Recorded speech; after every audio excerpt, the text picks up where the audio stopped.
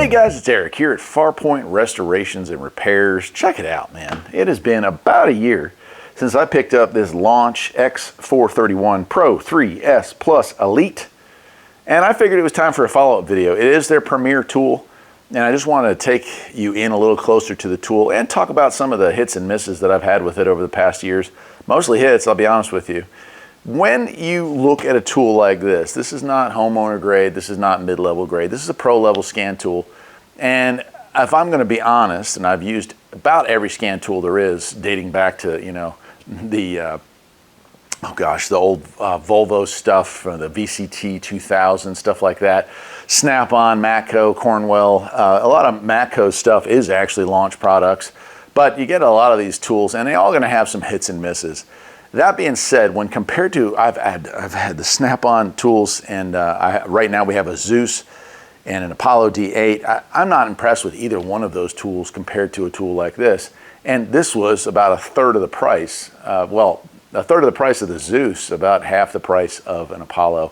And updates on this are, of course, cheaper as well.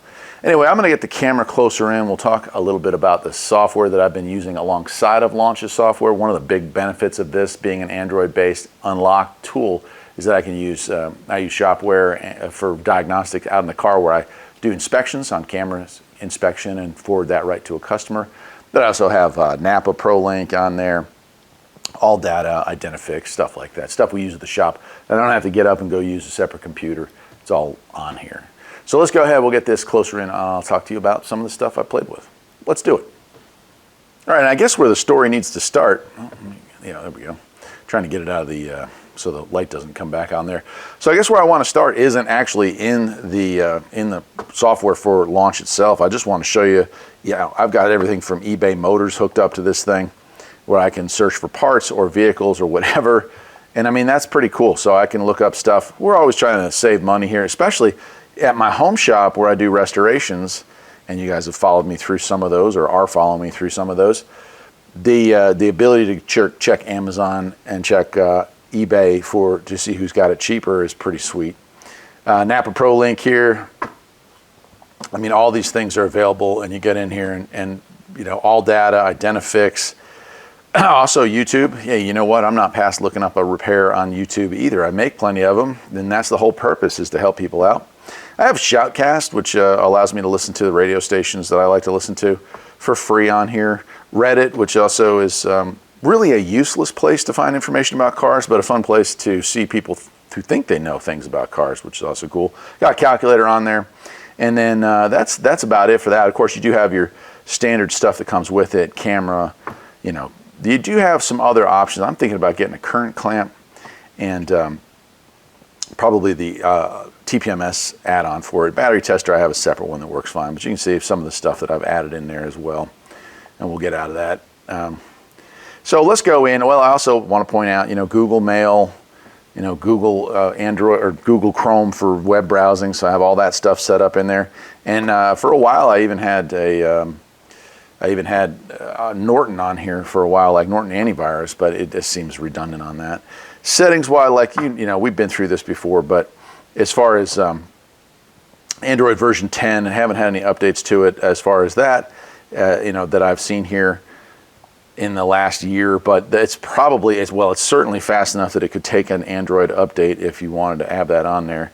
It's just a really nice setup. Okay, so I mean, if you watched my first video on it, not a ton has changed here. We do have special functions that have been updated over and over again, of course, over the last year. And I'll scroll through that list so you can look at it and you can pause the camera. And again, I don't want to spend a ton of time on this, but what I can say is that I have used this thing for tire pressure resets. So I had some finicky, I had a customer install their own tire pressure sensors and didn't get the codes off of them to enter in, and they were really aftermarket. They were not easy program, and it was going to be this whole process. I actually saved a lot of time. Instead of having to deflate the tires and reflate them so that it would register the vehicle, I took a scan tool, I took a code reader, and I got the IDs for the tire sensors, and then went into Tire Reset here and programmed them in, and that was really nice to be able to do that. Sunroof resets, I did have one where the plastic track on a 2011, I think it was, Volvo XC70 the plastic track for the sunroof broke. We had to replace that, and then the whole sunroof was out of whack. We had to fix that. So those things are pretty nice. Of course, steering angle resets. Anytime you're doing something big there, you got to do that. Obviously, the stuff you're going to know. Occupancy detection. I'm able to get in there and read that on cars. We had a couple of Mitsubishis that we worked on, it's got to be 3-4 months ago now. The passenger seat had some issues with the seat sensor. Using this, we were able to recalibrate it and got her down the road. She was putting her purse on there, and it was set so low that it was triggering it. So we just moved it up to with that. We recalibrated it with the purse in the seat, and that fixed the problem. Odometer check. A lot of people unfortunately are screwing around and reselling cars that have 300,000 miles on it and trying to redo the odometers. Well, this will let you know by looking right at the ECM what actual mileage is. Of course, keys. You guys have seen me reprogram keys with these tools. You can do that. Now, obviously, I get a lot of questions. In fact, the first question I'll answer with this, and I get this, like, there's so many very specific questions that people send me about keys. Hey, can I program this particular key? And I don't know the exact answer to every one of those because I haven't worked on every single one of those cars or reprogrammed keys using this tool on every single one of these cars. In general, up through about 2014, 2015, most, but not all cars, I would say about 80% of cars, you'll have no problem reprogramming a key or a remote, a keyless entry. Now, beyond that, it gets a little more complicated. And so you'll have to just take it that one car at a time. A lot of your European trash is definitely going to be you're going to need the different immobilizer and key programming package that they sell with this, with the gateways and all that.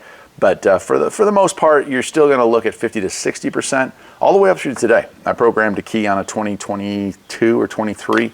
This is going on 4 or 5 months ago as well, and it had no problem. DPF regeneration, brake reset. I mean, the stuff you're looking for, it's all here. All right, let me back out of that. Oh, no, I don't want to exit.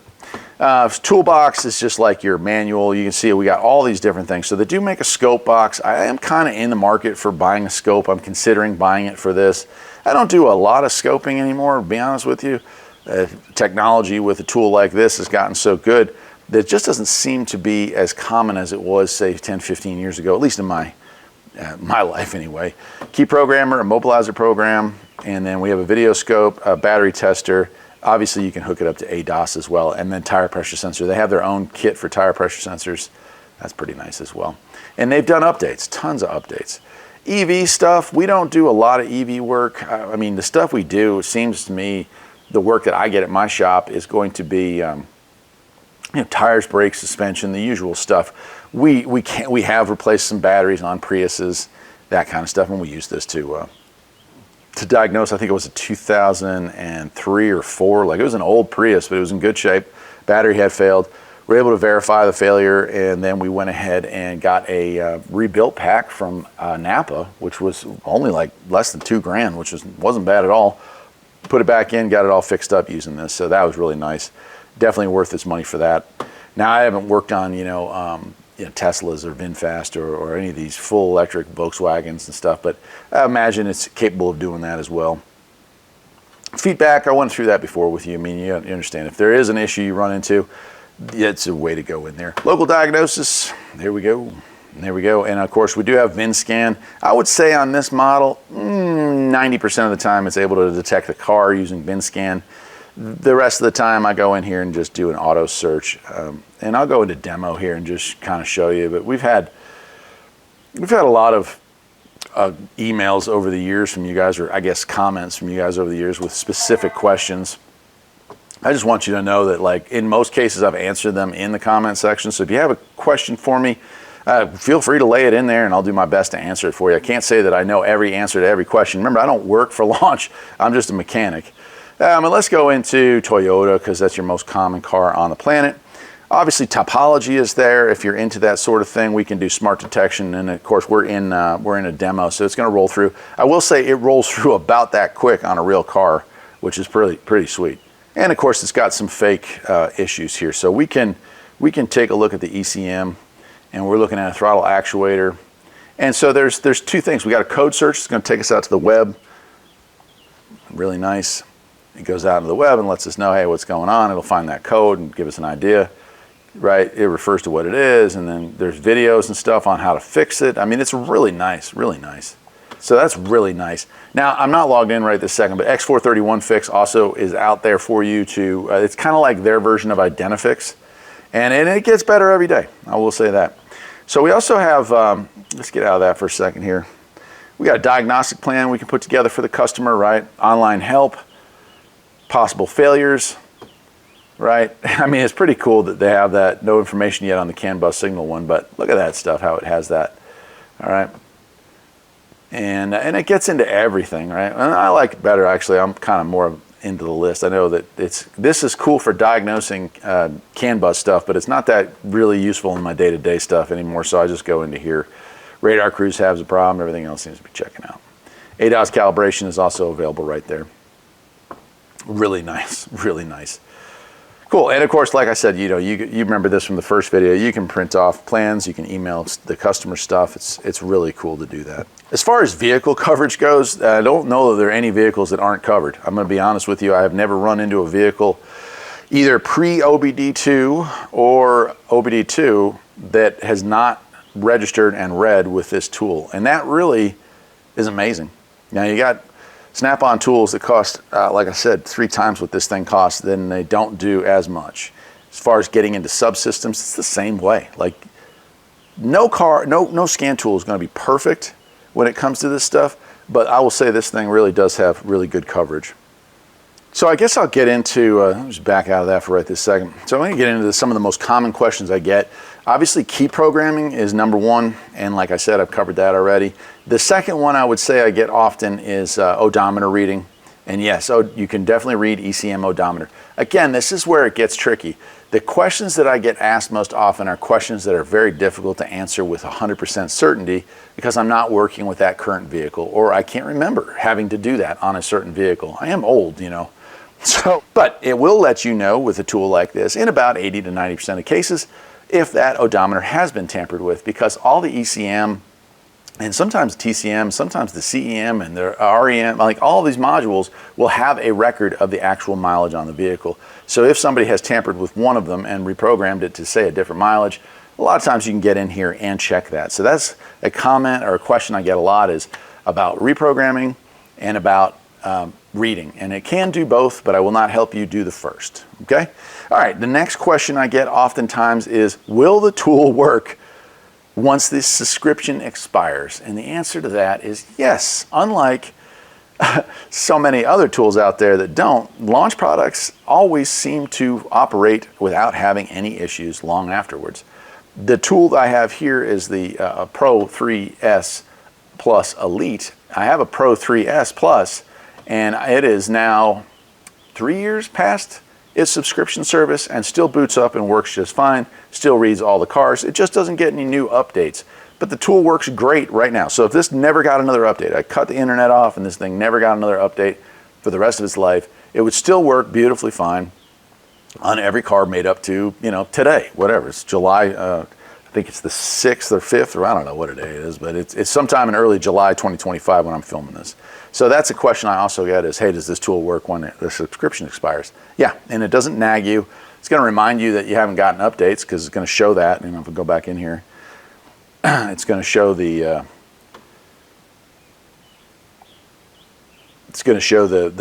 software update, and it'll have that list will grow, but it doesn't mess up anything. So it's pretty nice. All right, well, I guess I'll leave it with this. What are you looking for in a scan tool? Because this is pretty much as professional and high-end as you're going to find out there on the market right now. This tool like this launch here, which is top tier, is going to do about 85 to 90% of every job out there. Now, there are always going to be some car or some module or some task a scan tool cannot accomplish that another scan tool might be able to accomplish. But that's the trade-off of not the scan tool manufacturers, it's the trade-off of the manufacturer of the vehicle hiding information. The Right to Repair Act is a big deal, and there are a lot of things they just want you to go to the dealership and get screwed because they don't want you to have access to a high-level tool like this and all the features and functions that it can perform. So what are the things you're looking for in a scan tool? I'll do my best to answer the ones that I didn't answer in this video. And overall, if I'm going to wrap this video up, I'm going to say this. I have been extremely happy with launch products in general, and exceedingly happy with this. I mean, it is what you'd expect it to be. It is a durable, high quality scan tool with a good sized camera on the back that can record video as well. It has a stand for both here on the shop, and also when you are out in the car, you can hang it over the steering wheel, so you're free to use your hands. The programming tool, I have not used a ton, I'll be honest with you. Obviously, I mean, I use it every day to plug into cars, but I don't use it for programming hardly at all. It's been, I don't know, 2 months probably since the last time I had to reflash something or do anything kind of that work. But it's there, so when you do have to do actual hardware, you know, and reprogramming, it's there. I guess that'll do it for today, my friends. Till next time, take care.